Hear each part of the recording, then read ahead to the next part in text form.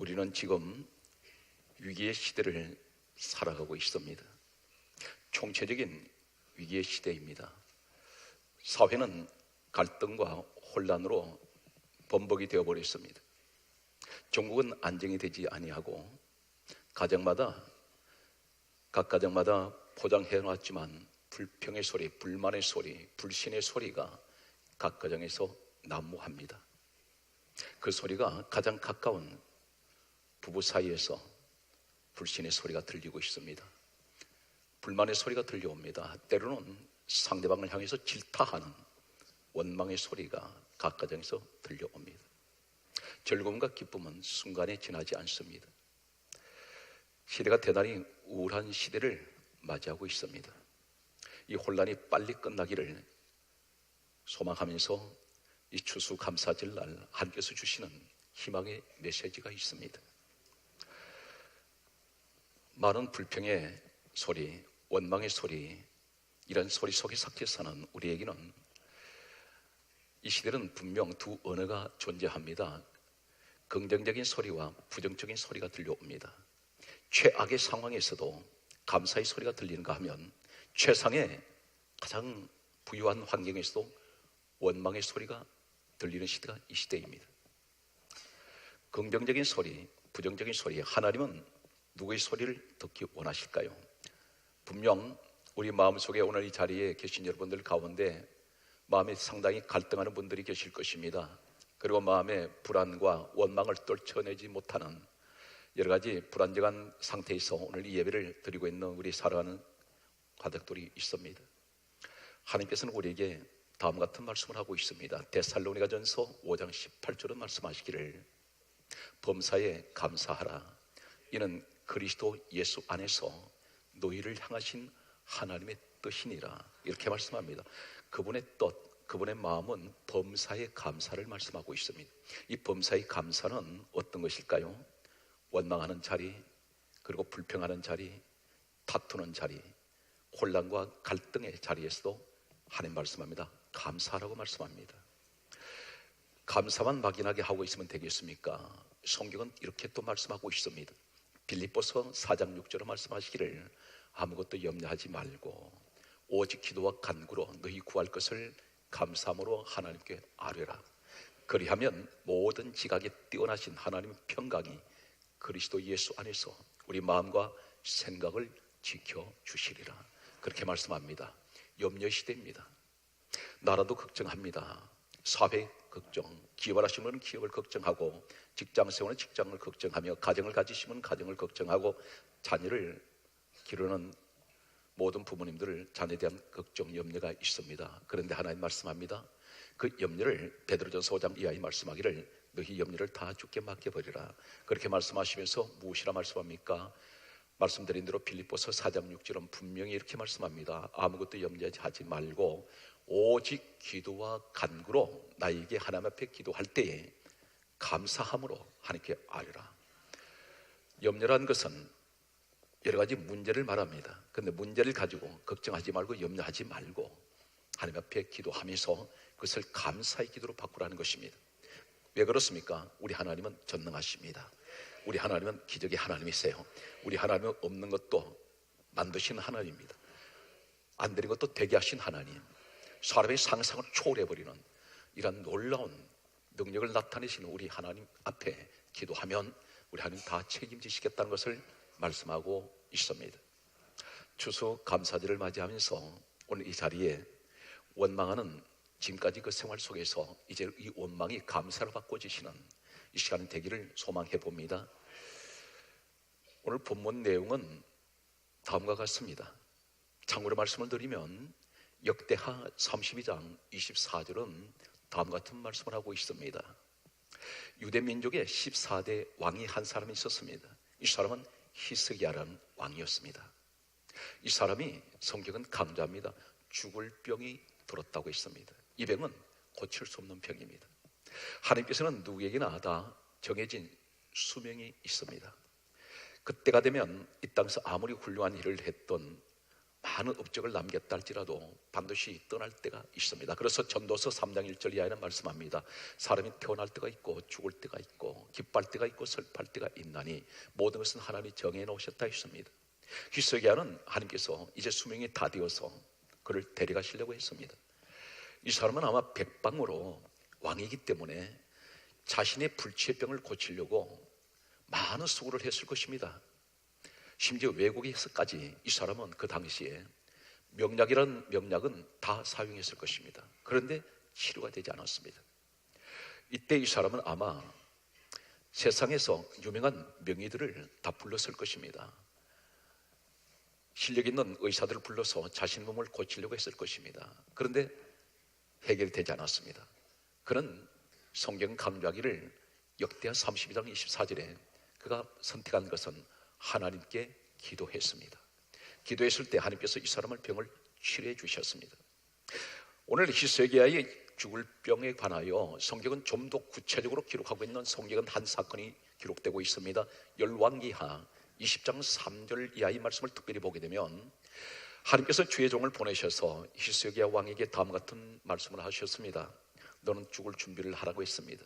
이제 주변 정리를 하라고 말씀하셨습니다. 떠날 때가 되었다고 했습니다.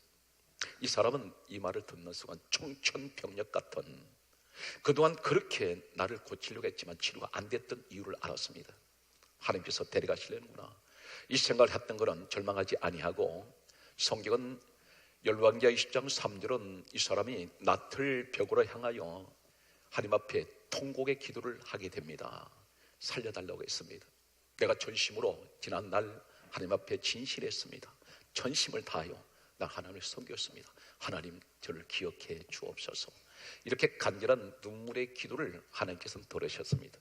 하나님께서는 뜻을 돌이키십니다. 당장 데려가셔야 되는데 이 사람 히스기야의 모습을 보면서 하나님은 지난날을 기억하십니다.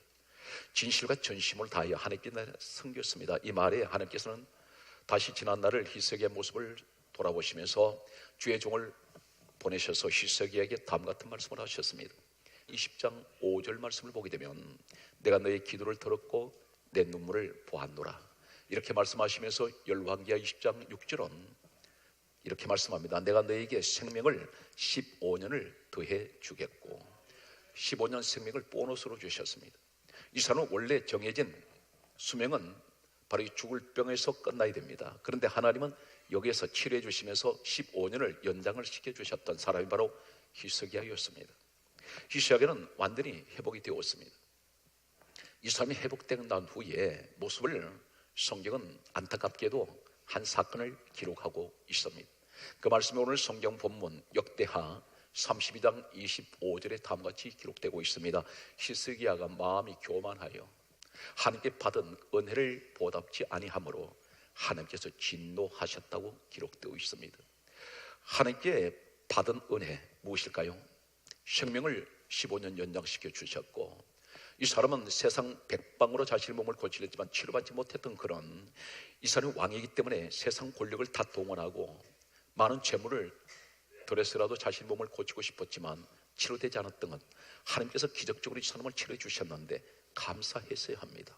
그런데 치료되고 나더니, 이 사람이 회복되고 났더니, 누워있던 사람이 일어나고 났더니 교만해져 버렸습니다.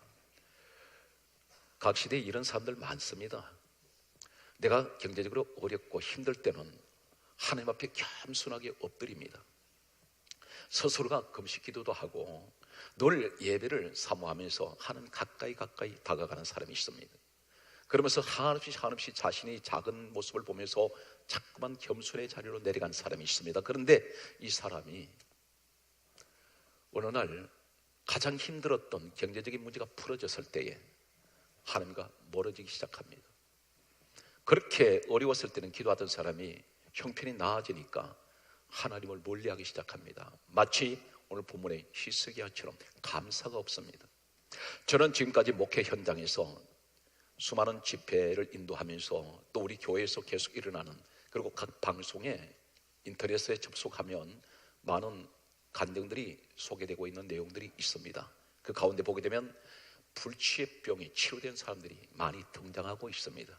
제 목회 현장에는 놀라운 그런 기적적인 현장을 저는 많이 목격을 하게 됩니다.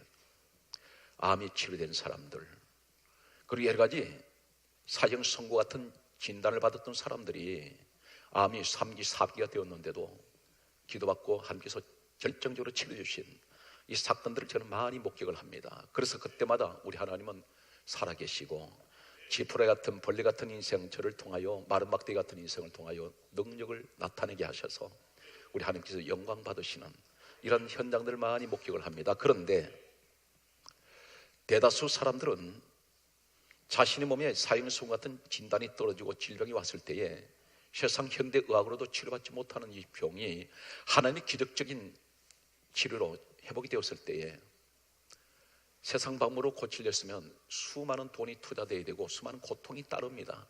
그런데 하나님이 친히 고쳐주실 때는 순간적으로 회복이 되고 난 후에는 내가 돈을 들이지 않아도 내가 고통이 없어도 깨끗하게 하나님이 치료해 주셨는데, 그런데 대개가 보면 감사가 없습니다. 그리고 이 사람들은 떠나가 버립니다.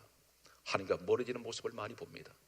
그들 가운데에서는 몇 개월이 지나서 때로는 몇 년이 흘러서 다시 찾아오는 사람들이 있습니다. 병에 재발했다고 말합니다. 하나님께서 마치 히스기야처럼 그가 받은 은혜를 보답지 아니하고 교만했을 때에 하나님이 그에게 진노하시듯이 원래 이러한 사람들이 있습니다. 주석 감사드립니다. 우리는 때때로 어디에서 불만이 생길까요? 어디에서 불평하십니까? 내가 지금 가지고 있는 데 대해서는 감사가 없습니다. 그런데 대개가 가지지 못한 데 대한 불만이 있습니다. 더 가지고 싶습니다. 많은 것을 탐냅니다.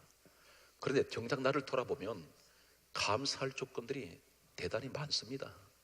그런데 자꾸만 내게 부족한 것만 돌아보면서 원망하게 되고 불평하게 되고 다투기 시작합니다. 만약에 말입니다, 우리가 지금 숨을 쉬고 있는 이 공기, 우리는 그냥 마십니다. 만 돈을 주고 공기를 산다면 이 세상에 과연 얼마나 많은 사람들이 살 수 있을까요? 이 공기를 내가 마음껏 들이킨다는 사실에 감사해 보신 적이 있습니까? 때로는 태양이 있다는 자체에 대해서 감사해 보신 적이 있습니까? 모든 생물체는 태양이 없으면 생존할 수가 없습니다. 내가 물을 마음껏 마실 수 있다는 이 사실 앞에 감사해 보신 적이 있습니까? 작은 것에 감사할 때 하나님께서는 큰 것을 우리에게 축복합니다. 오늘 사랑하는 성도 여러분, 마음에 불평하는 여러 가지 불만, 그리고 여러 가지 원망, 이것을 내 마음에서 지우시기 바랍니다. 그리고 감사로 채우십시오. 성경은 이렇게 강조하는 말씀이 있습니다. 성경 말씀을 보게 되면 하나님께서는 이 성경 전체에서 수많은 믿음의 위대한 사람들이 하나님 앞에 나와서 예배를 드릴 때에 공통적인 모습이 하나 소개되고 있습니다. 그 내용을 보게 되면 성경은 이렇게 강조하고 있습니다. 출애굽기 23장 15절 말씀을 보면은 이렇게 말씀하고 있습니다. 너희는 내 앞에 올 때에 빈손으로 내 앞에 나오지 말지어다. 이 말씀을 하고 있습니다. 하나님 앞에 예배 드리는 사람들마다 성경 전체는 반드시 예배 드릴 때는 하나님 앞에 감사의 예물을 드렸습니다. 왜 그렇습니까? 사람이 표현할 수 있는 감사는 물질밖에 없습니다. 입으로만 립서비스하는 이러한 감사는 하나님 기뻐하지 않습니다. 반드시 성경 강조하기를 야고보서 2장 22절에 믿음은 행함으로 함께 일한다 했습니다. 왜 그럴까요? 내게 감사가 있으면 마음으로 감사할 때는 하나님 앞에 무엇인가는 내가 드리고 싶은 것이 있어야 된다는 것입니다. 그것이 바로 추수감사절의 유리가 될 수 있는 한 사건을 소개하고 있습니다. 이 추수감사절은 연례 행사처럼 1년에 한 번 지나갑니다. 그런데 무슨 의미가 있을까요? 이 추수감사절은 현대 시대에 와서 추수감사절의 유래는 다음 같은 유래가 있습니다. 영국의 청교도들이 신앙의 자유를 찾아서 메이플라워를 타고 끝없이 그들은 영국을 탈출해서 미지의 세계를 향해서 나아갔습니다. 그들이 찾아가는 것은 황금을 찾아간 것이 아니었습니다. 북미를 향해서 떠나갔던 메이플라워를 타고 갔던 사람들은, 청교도들은 순수한 신앙의 자유를 마음껏 하나님을 찬양하고 예배할 수 있는 곳을 찾아갔습니다. 그들이 찾아간 것은, 마지막으로 도착했던 것은 지금 미국 보스턴 항구 옆에 있는 프리머스 항구였습니다. 눈보라가 치는 혹한의 겨울에 그들은 도착을 했습니다. 그들은 심한 굶주림과 추운 겨울을 견디지 못했습니다. 그러나 그들은 얼어붙은 손발을 녹여가면서 그들은 프리모스 항구에 도착했을 때 가장 먼저 지었던 것이 작은 통나무 교회였습니다. 그리고 그 교회를 중심으로 해서 자신들의 거처를 만들기 시작했습니다. 봄이 돌아왔습니다. 그들은 지난 겨울에 혹한의 겨울을 지나면서 팔다리가 잘라져 나갔습니다. 심한 동상에 그들은 불구자가 되었습니다. 많은 사람들은 굶주림에 죽어갔습니다. 그럼에도 그들은 실망하지 않고 영국에서 가져왔던 옥수수씨, 여러 가지 종자 씨를 그들은 황무지 땅을 개간하면서 뿌렸습니다. 가을이 돌아왔습니다. 가을에 첫 수확을 거두었던 열매를 가지고 그들은 불구에 몸을 이끌고 이 열매를 모아놓고 하나님 앞에 예배를 드렸습니다. 이것이 바로 오늘날 추수감사절의 시작이 되었습니다. 그들은 신앙의 자유를 찾아갔던 그들은 오늘날 미국을 건설했고, 황금을 찾아서 떠나갔던 남미로 간 사람들은 오늘날 남미는 후진국으로 전락해버렸습니다. 우리 신앙의 자유를 찾아간 사람들이 되시기를 바랍니다. 무엇을 얘기를 하고 있습니까? 항상 하나님 우선주의, 하나님의 중심으로 내가 신앙생활을 하면은 반드시 하나님께서는 무에서 유를 만들어내신 우리 하나님, 불모지도 황무지도 옥토로 바꾸시고 푸른 초장으로 만들어 나가시는 우리 인생을 하나님께서는 축복하실 것입니다. 성경 말씀을 보게 되면 오늘 성경이 이렇게 강조하는 말씀이 있습니다. 이사야 38장 18절 말씀 보면 이렇게 말씀하고 있습니다.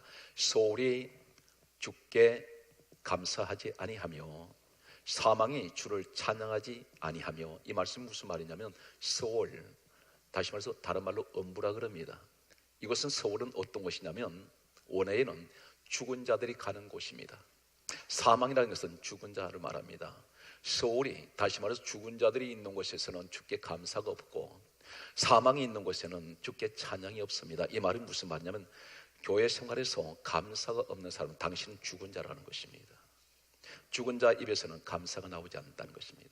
무엇이 죽었을까요? 영적으로 보면 믿음이 죽은 사람들, 은혜가 죽어버린 사람들, 이 땅에서 소망도 죽어버린 사람들, 이 사람들은 하나님께 감사치 아니한다 했습니다.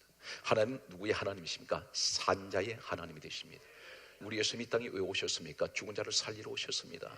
성경 말씀을 보게 되면 신약으로 옮겨오면 감사하지 않았던 9명이 있었고 감사는 한 사람이 있습니다. 저는 이 한 사람을 가리켜 11조 성도라고 부르고 싶습니다.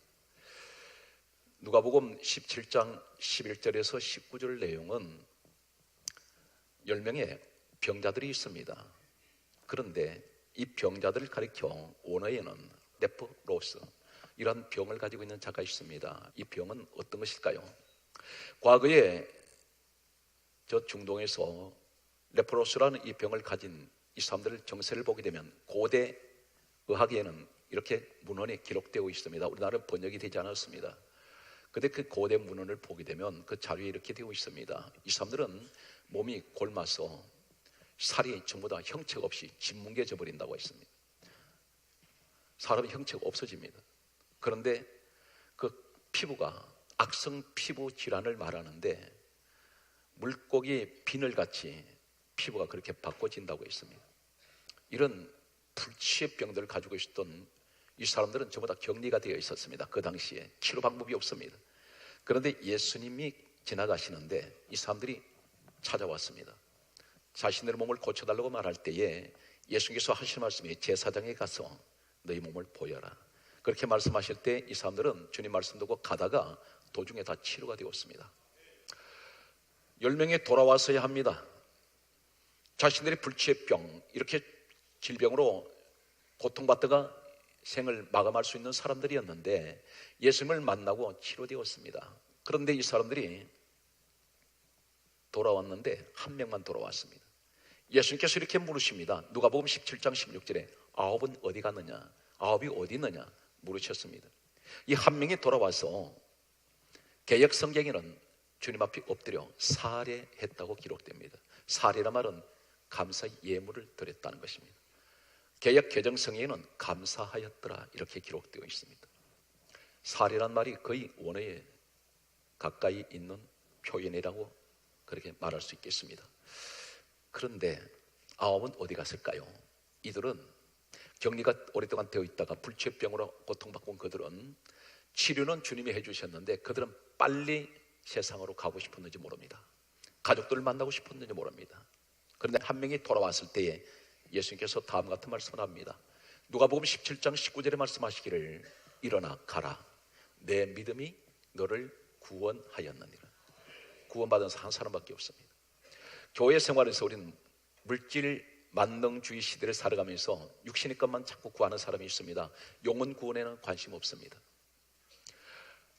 대개가 많은 물질의 복을 받았을 때에 내 몸에 불치병이 치료받았을 때 돌아오는 사람은 한 사람인가 하면 떠나가는 사람은 9명이라는 사실입니다. 우리는 어떤 사람이 되겠습니까? 과연 우리도 히스기야처럼 죽을 병이 걸렸던가요? 영적으로 무엇을 말씀하고 있으면 이 사건을 가리켜서 성경 무엇을 말씀하시려고 이 말씀을 기록하고 있을까요? 로마서 4장 17절 말씀은 이렇게 기록되어 있습니다. 하나님께서는 죽을 자들을 살리셨다 했습니다. 우리는 과거에 예수님 밖에 있을 때는 사망 선고 받은 사람들입니다. 사형 선고를 받아버렸습니다. 왜 그렇습니까? 지옥으로 가게 되어 있습니다. 그리고 전부가 사망 가운데 있었던 우리를 하나님께서는 이 땅에 예수 그리스도를 내려보내시고 아무 죄도 없으신 그분이 십자가에 하나님께서는 달리게 하신 후에 죄는 내가 지었는데 내가 지은 죄값은 예수님께 전부 전가시키셔서 십자가에 그 우리의 죄값을 치르게 하셨습니다. 나는 값없이 은혜 받아버렸습니다. 나는 값없이 구원받았습니다. 예수의 피 때문에 우리 죄가 없어져 버렸습니다. 그런데 우린 감사치 않습니다. 마치 히스기야처럼 죽을 병에서 죽을 자를 살려주셨더니 감사하지 않는 모습, 우리의 모습인지 모릅니다. 이때 하나님이 어떻게 하십니까? 진노하십니다. 화가 변화에 복되게 해주셨더니 이 사람이 하나님 앞에 떠나갈 때 다시 말해서 이 복이 화가 되어버리는 이러한 결과가 히스기야에게 한때 있었습니다. 그러나 그는 바로 회개합니다. 오늘 특별히 이 예배를 드리면서 오늘 한 가지 가장 중요한 것은 감사하십시오. 현재 내가 이렇게 숨을 쉬고 오늘 하나님 앞에 예배 드리고 있다는 이 사실 앞에 감사하시기 바랍니다. 사람은 원망을 하려면 끝이 없습니다. 그러나 그 원망하는 자리에서 감사해 보십시오. 감사를 하게 되면 끝이 없습니다. 천국과 지옥의 차이는 종이 한 장 차이입니다. 내 마음이 얼마든지 천국으로 갈 수가 있고 지옥으로 갈 수 있습니다. 내 마음이 얼마나 감사하러 갈 수 있느냐, 오늘 이 시간이 그 축복의 시간 되시기 바랍니다. 성경 말씀을 보게 되면 성경은 또 우리에게 다음 같은 말씀을 하고 있습니다. 시편 50편 14절로 15절 말씀을 보면 성경은 이렇게 강조합니다. 감사로 하나님께 제사를 드리며 지존하신 이에게 내 서원을 갚으며 따라서요 환난 날에 나를 부르라. 거기 하세요. 내가 너를 건지리니 내가 나를 영화롭게 하리로다. 우리는 대개가 이 15절만 붙잡습니다. 환난 날에 나를 부르라. 내가 너를 건지리니 내가 나를 영화롭게 하리라. 이 말씀만 붙들고 있습니다. 그런데 한 가지 기억하십시오. 앞에 14절은 뭐라고 말씀합니까? 감사로 제사 드리는 자. 내가 감사를 한번 하면 제사 한번 드린 것과 같아요. 이 제사는 예배입니다. 날마다 감사하는 사람은 하나님 앞에 예배하는 사람입니다. 이 사람은 반드시 하나님께서 말씀합니다. 환난의 날을 부르면 내가 너를 건져낼 것이라 했습니다. 이 환난은 무엇을 말합니까? 온갖 이로 말씀드린 인생 사패에 놓여있는 수많은 고통과 고난을 의미하고 있습니다. 한마디로 이 환난은 종합 세트입니다. 고난에 한마디로 압축한 이 단어가 환난입니다. 경제적인 환난, 질병의 환난, 자녀의 환난, 가정의 여러 가지 부부간의 환난, 국가적인 환난, 이 모든 것은 어떻게 말씀합니까? 하나님 앞에 감사로 제사를 지낸 자한테 환난의 날을 부른다는 게 어떤 것입니까? 기도하면 내가 너를 건져낼 것이니 내가 나를 영화롭게 하리로다. 내 몸을 드리십시오. 이것이 추수감사절의 의미이기도 합니다. 하나님 앞에 드리는 신앙이 되시기 바랍니다. 받는 신앙보다는 우리는 이제 드리는 신앙, 오늘 이러한 고차원적인 장성한 신앙이 되시기를 축복합니다. 말씀의 결론을 맺겠습니다. 욥이라는 사람을 소개합니다. 추수감사절을 맞이하면서 이 성경 전반적으로 흐르는 한 가지 사실을 여러분에게 소개하고 있습니다. 욥기서 42장 7절에서 8절 그리고 10절 내용을 보게 되면 성경은 이렇게 강조하고 있습니다. 성경 전체에서 고난의 대명사 그런 욥입니다. 엄청난 고난을 받았던 그에게 언제 이 고난이 마감이 됩니까? 하나님 말씀합니다. 번제를 하나님께 드리라. 번제는 하나님 앞에 어려운 중에도 예물을 드릴 때에, 이 예물은 어떤 것입니까? 감사의 예물을 드릴 때에 하나님께서는 성경 강조합니다. 욥의 곤경을 돌이키시고 그전 소유보다 욥에게 갑절로 더 많은 것을 주셨다라 기록됩니다. 하나님께서 무엇을 말합니까? 내가 드리는 신앙 될 때에 항상 받는 신앙이 아니라 드리는 신앙, 받는 사람보다 더 주는 사람이 더 행복해 합니다. 오늘 하나님 앞에 이러한 믿음의 사람이 되십시오. 그러므로 오늘 이 시간은 불평하는 자리에서 감사로 바꿔지고 원망하는 이 사회가 감사하는 사회가 될 때에 반드시 하나님께서는 이 나라를 속히 안정된 나라로, 전국이 안정되고 경제가 안정되며 우리 성도의 각 가정이 안정되는 이 축복의 자리로 우리를 인도하실 것입니다. 우린 분명 이렇게 기대하시기 바랍니다. 2017년은 반드시 행복의 항구로 우리 하나님께서 인도하실 것이다. 오늘 이 소망을 가지시고 따라하세요. 디모데전서 4장 4절 크게 하셔. 감사함으로 받으면 버릴 것이 없나니. 감사함으로 받으면 버릴 것이 없다 있습니다. 오늘 바로 이 감사의 축복이 여러분 가정에 함께 하시기를 주 예수 이름으로 축원합니다.